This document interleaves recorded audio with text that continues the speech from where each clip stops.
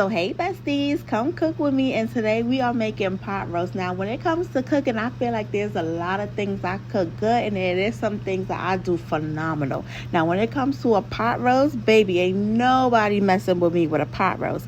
Now we're gonna go ahead and start off by washing off our pot roast with some vinegar. But before we get all the way into this recipe, make sure you follow your girl on all social media platforms. They're posted right there. After we get our pot roast nice and clean, I'm gonna go ahead with some olive oil on my top of my pot roast. So this is just gonna help the seasoning stick to it. Now we're gonna go in with some herbs, and if you have fresh herbs, I recommend you use the fresh ones, but we just have dry today, so we're gonna go ahead and use the dry ones. I start off with some thyme. Next I'm gonna go ahead and add me in some cilantro, and I'm gonna season this heavily because I want to make sure that it is getting a lot of flavor. This is a thick piece of pot roast, so we want to make sure that we're getting this flavor all throughout it. I'm gonna go ahead and add me some garlic powder as well, and if you know your girl's gonna add her some smoked paprika. You know I love me some smoked paprika. Went on ahead, add me some of that. After I get that smoked paprika on there, I'm gonna go in this Brazilian steakhouse seasoning by Grill Mates. I love this seasoning. It's so good. I always use this when I'm doing a pot roast, so we're gonna go ahead and make sure we add a lot of that seasoning on there. After we got our Brazilian steakhouse seasoning, of course you gotta go ahead and add you some Tony's. Put me some garlic butter on there as well, and when I'm telling you, everything in my kitchen was starting to smell so good, I was getting so excited about this.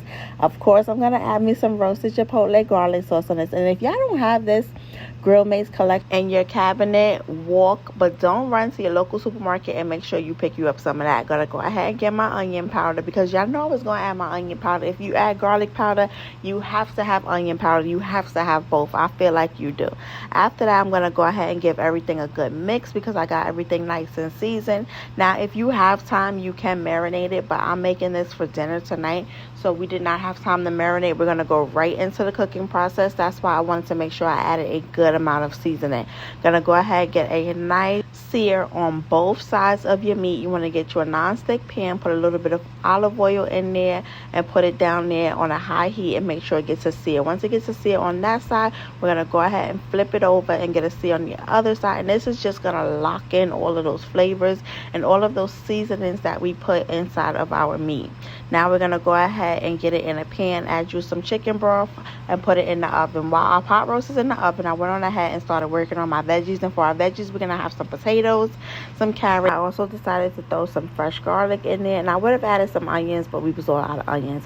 Went on ahead and put that in there, made a nice slurry so I can thicken up my gravy, and when it was time to go back and check on the meat and make sure it was nice and tender and it was doing what it needs to do, I was able to pull that meat apart with my tongue. And after the meat was good and tender, it was time to go ahead and fix some plates. Now instead of rice, we did mashed potatoes.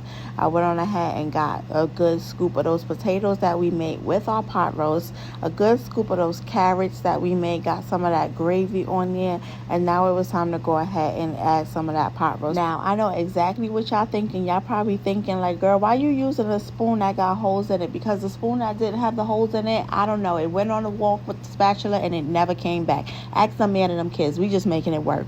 Went on ahead and put some pot roast on top of there, and we're gonna make sure that we get a nice size piece of pot roast. After we get that pot roast, you can see how good and tender it is. It's all flavorful and seasoned.